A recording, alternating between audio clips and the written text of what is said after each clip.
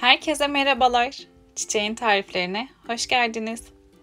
Bugün sizlere oklava ya da merdane kullanmadan hazırlayabileceğiniz en kolay ve en çıtır çıtır el açması börek tarifini vermek için geldim. Gerçekten bu hamurun ne kadar kolay açıldığına siz bile inanamayacaksınız. İlk kez el açması börek hazırlayacaklar bile kolaylıkla hazırlayabilecek. İlk olarak hamurumuzu hazırlayalım. Bunun için 3 su bardağı ılık suyu yoğurma kabının içerisine aldım. Üzerine yarım çay bardağı zeytinyağı ekliyorum. 1 yemek kaşığı tuz ve 1 tatlı kaşığı şeker ilave ediyorum.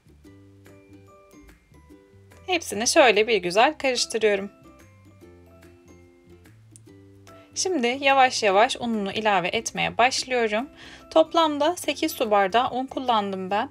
Ama unu yavaş yavaş ve kontrollü eklemekte fayda var. Bir yandan ununu ilave ederken diğer yandan spatula ile karıştırmaya devam ediyorum. Elimle yoğurabileceğim kıvama gelinceye kadar bu şekilde devam ediyorum.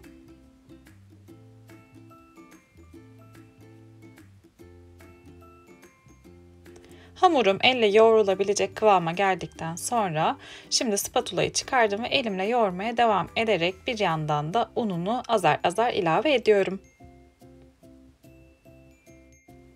Hamur toparlanmaya başladıktan sonra tezgahıma biraz un serpeceğim ve hamuru oraya alıp biraz da orada yoğuracağım. Çünkü kapta biliyorsunuz ki biraz daha zor oluyor yoğurması. Şimdi hamurumu tezgaha alıyorum ve güzelce bir 5 dakika kadar hamuru burada yoğuracağım. Zaten yoğurdukça hamur güzelleşiyor. Yapışmaması için mutlaka siz de tezgahınızı unlayın ve sonrasında güzelce hamuru yoğurun. Yoğurdukça elinizin altındaki o kıvamı güzelce hissedeceksiniz. Yumuşacık, ele yapışmayan çok güzel bir hamur olacak. Gördüğünüz gibi hamurum iyice toparlandı. Şimdi hamuru cam bir kasenin içerisine alıyorum ve üzerine bir bez ile örterek yarım saat dinlenmeye bırakıyorum hamuru.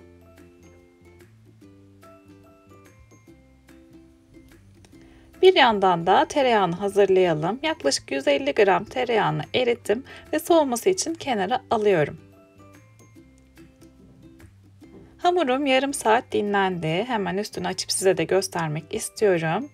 Hamurda maya kullanmadık ama mayalı gibi yumuşacık bir hamur oluyor. Şimdi yağladığım tezgaha hamuru alıyorum ve hemen şöyle toparlayıp rulo şekline getiriyorum hamuru.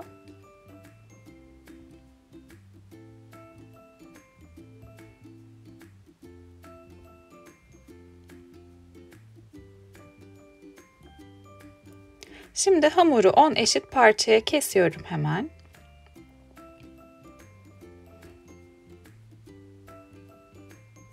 Her bir parçayı elime alıp gördüğünüz gibi baş parmağımın yardımıyla yuvarlayarak beze haline getiriyorum. Ve hazırladığım bezeleri tezgaha yerleştiriyorum.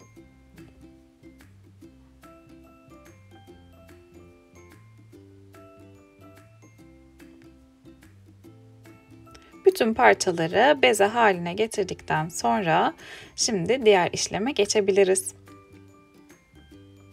Genişçe bir tabak aldım ve tabağın içerisinin tabanını şöyle sıvı yağ ile iyice yağlıyorum. Ardından hazırladığım hamur bezelerini tabağın içerisine alıyorum. Şimdi her bezenin üzerini bol bol sıvı yağ ile yağlıyorum. Özellikle bezelerin birbirine değen kısımlarını iyice yağlayın ki birbirlerine yapışmasınlar.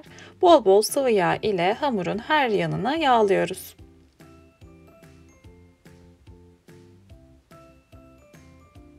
Bezeleri yağlama işlemini tamamladıktan sonra bir poşete geçiriyoruz tabağı ve en az 15 dakika bu şekilde hamurları dinlendiriyoruz. Şimdi böreğin iç harcını hazırlayalım. Bunun için 5 tane yeşil soğan ince şekilde kıydım ve onu bir kasenin içerisine aldım. Üzerine bir kase kadar maydanoz, 500 gram beyaz peynir ekliyorum.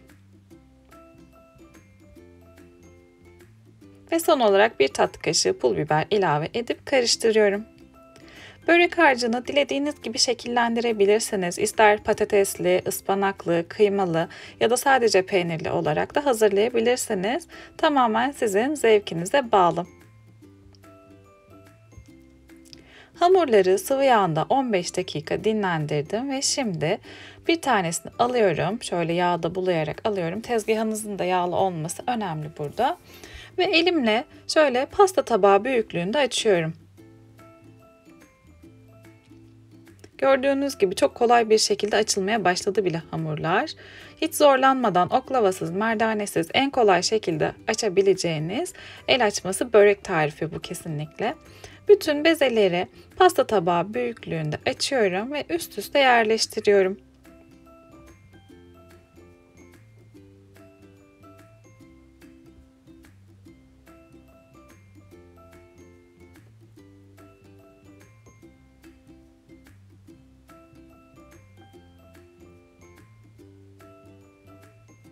Bezeleri açma işlemini tamamladık.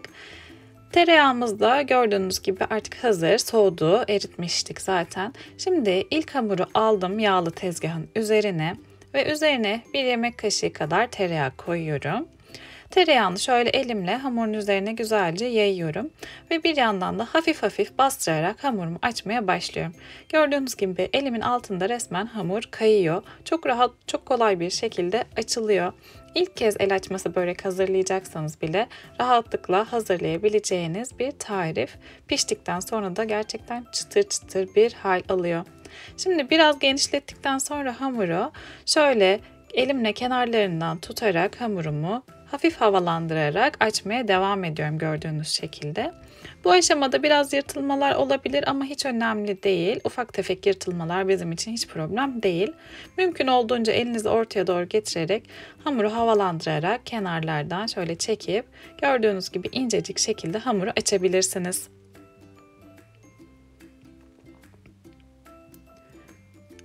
Sizin de gördüğünüz üzere incecik hale geldi. Tezgah alttan belli oluyor ve kocaman şekilde açılıyor.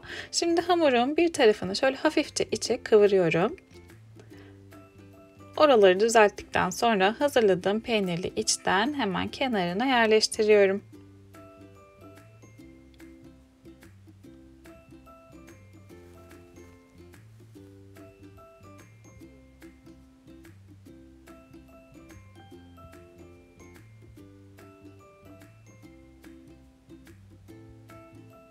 Şimdi böreği saralım.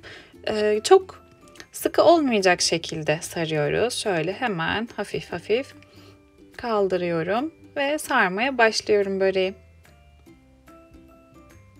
Biraz gevşek şekilde sararsanız çok daha lezzetli ve çok daha çıtır çıtır olacaktır böreğiniz. Mümkün olduğunca sıkmamaya çalışarak sarın.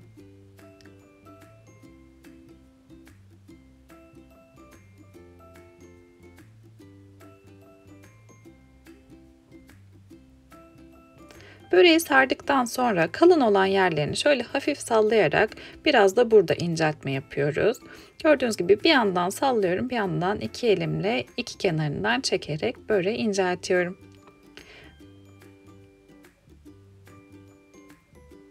Şimdi bir ucundan başlayarak gül böreği şeklinde sarıyorum.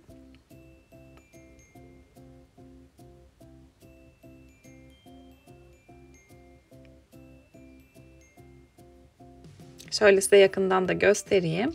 Önceden yağlamış olduğum fırın tepsisinin içerisine ortasına yerleştiriyorum.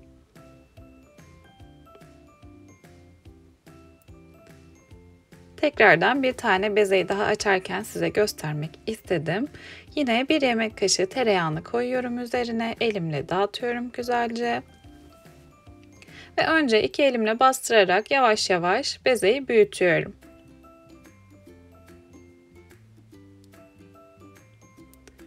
Hamur belli bir büyüklüğe gelince sonrasında elimle kenarlarından çekerek büyütmeye başlıyorum hamuru.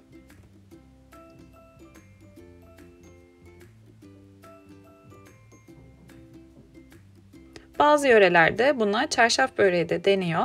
Çarşaf gibi çok güzel ve çok rahat şekilde açılıp incecik büyüdüğü için. Bakın elimi şöyle hamurun ortasına doğru iyice sokuyorum ve oradan kenarlara doğru çekerek hamuru büyütüyorum. İnanın ilk kez el açması börek hazırlayacaksanız bile bu tarifle çok rahat şekilde hazırlayabileceksiniz. Tam ölçülü bir tarif. Hiç zorlanmadan, oklava, merdane kullanmadan hazırlayabileceğiniz şahane bir börek olacak.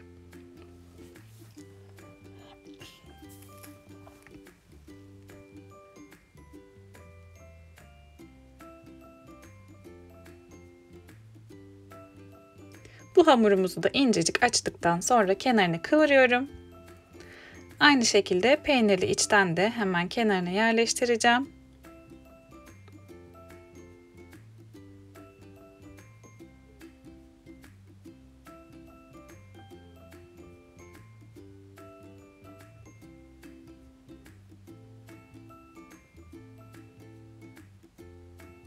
Şöyle içini düzelttikten sonra hemen sarmaya başlıyorum böreği.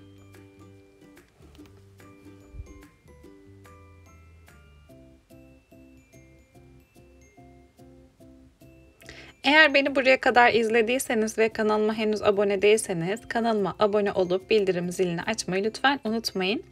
Yayınlayacağım yeni tariflerden böylelikle anında haberdar olabilirsiniz. Böreği sardıktan sonra iki elimle hafif sallayıp hafif kenarlardan çekerek gördüğünüz gibi inceltmeye devam ediyorum. Özellikle kalın olan yerlerine yaparsanız bu işlemi oralar daha incecik olacaktır. Hemen sardığım bu böreği de tepsime yerleştiriyorum. Gördüğünüz gibi zaten tepsiyi tamamlamak üzereyim.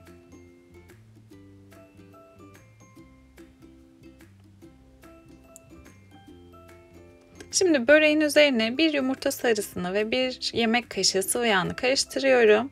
Onu güzelce fırça yardımıyla her yanına sürüyorum böreğin.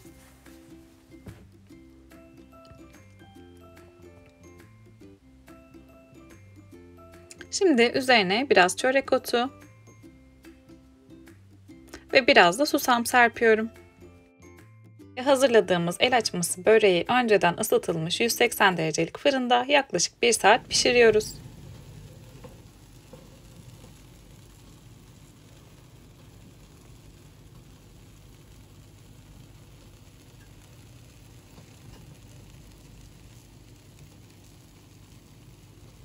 Bu seslere karşı koymamızın zaten imkanı yok. Pişerken bile iştahınızı açan şahane bir börek oluyor. Altı ve üstü güzelce kızardıktan sonra böreği fırından çıkarıyoruz ve sonrasında ilk sıcağı çıktıktan sonra servis edebilirsiniz. Şimdi hemen bu güzel böreği dilimleyeceğim ve size çıtırtısını dinletmek istiyorum.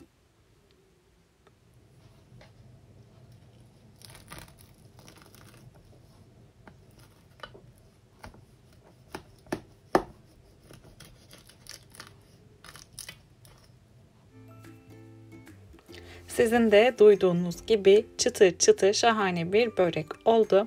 Hemen dilimini çıkaralım ve katları nasıl olmuş, yufkayı gerçekten incecik açtığımızı buradan da görün istiyorum. Yakından baktığımız zaman zaten katları belli oluyor. Gördüğünüz gibi incecik hazır yufka gibi el açması yufka ile bir börek hazırlamış olduk. Şimdiden bu güzel tarifi deneyecek herkese afiyet olsun diyorum. Bu el açması börek tarifimi denedikten sonraki yorumlarınızı benimle paylaşmayı lütfen unutmayın. Şimdi çıtırtısını tekrar dinletmek istiyorum size.